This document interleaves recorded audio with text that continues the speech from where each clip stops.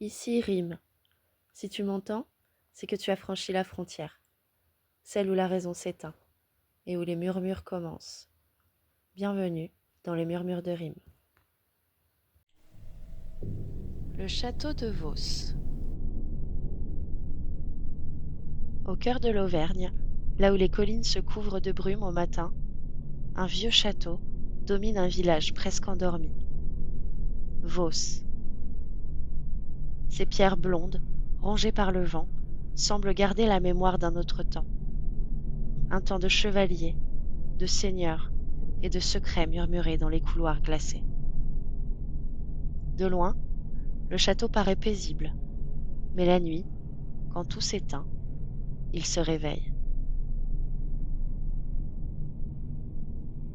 Le château de Vos fut bâti au Moyen Âge, sur une colline dominant la vallée de la Sioule. Au fil des siècles, il vit passer les guerres, les famines et les amours interdites.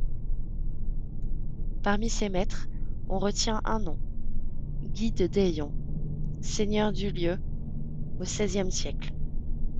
C'est lui qui fit venir à la cour une jeune servante, Lucie, une enfant simple, belle, discrète, dont la douceur contrastait avec la rudesse du château. Mais dans les vieilles demeures, les murs n'oublient rien.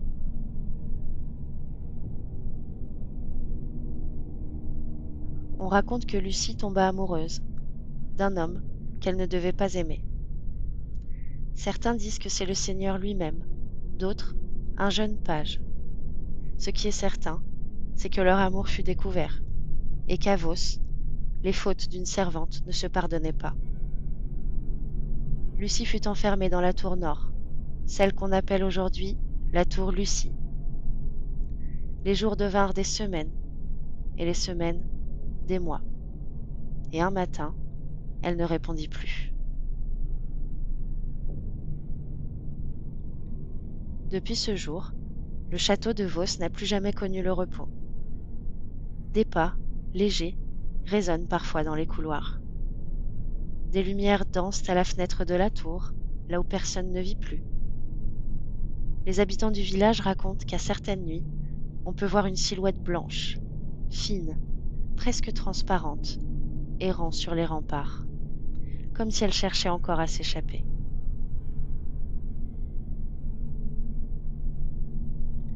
En 1984, le gardien du château, M. Bouchet, entend des bruits étranges, des gémissements, des froissements d'étoffes.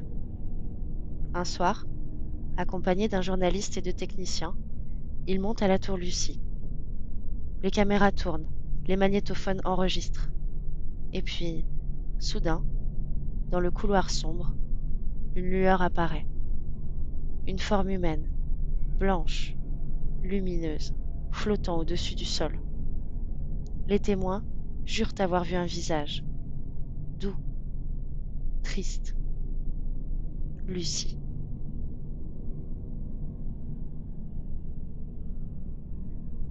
L'enregistrement de cette apparition fait le tour du pays. Pour la première fois, une émission de télévision, Les Dossiers de l'étrange, diffuse les images. Le public est fasciné. Certains crient à la supercherie, d'autres au miracle. Mais ceux qui connaissent le lieu parlent d'une sensation impossible à expliquer. Un froid qui traverse les murs, une présence qui ne veut pas partir.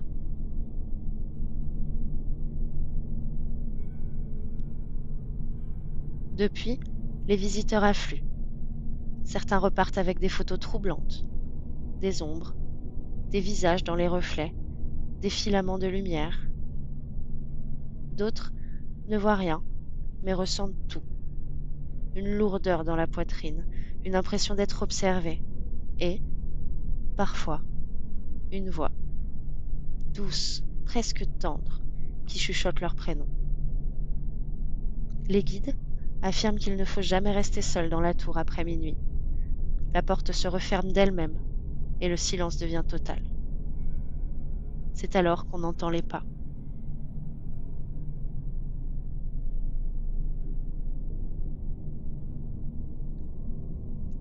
Certains chercheurs en phénomènes paranormaux sont venus.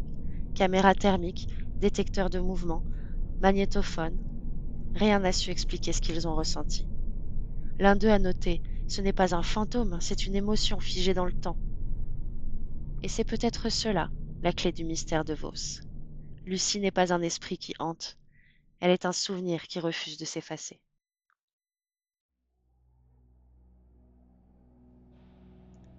Chaque automne, quand la brume monte sur la vallée, les habitants disent que le château respire différemment. Les volets vibrent, les portes gémissent, comme si la bâtisse elle-même se souvenait. La légende veut que Lucie apparaisse à ceux qui ont le cœur lourd, à ceux qui connaissent la solitude. Pas pour effrayer, mais pour rappeler qu'elle aussi a aimé, a souffert et attend encore qu'on la libère de sa peine.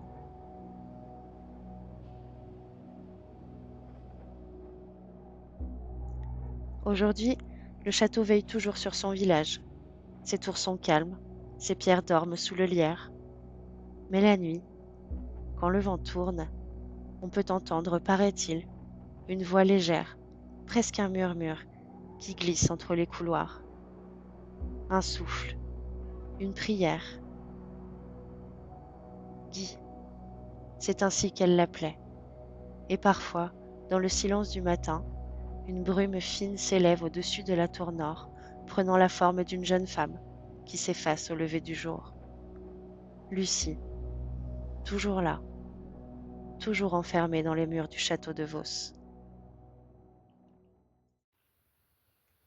Ici rime, le souffle s'éteint, la voix retombe. Mais quelque part, un autre murmure s'éveille déjà. On se retrouve très bientôt dans les murmures de rime.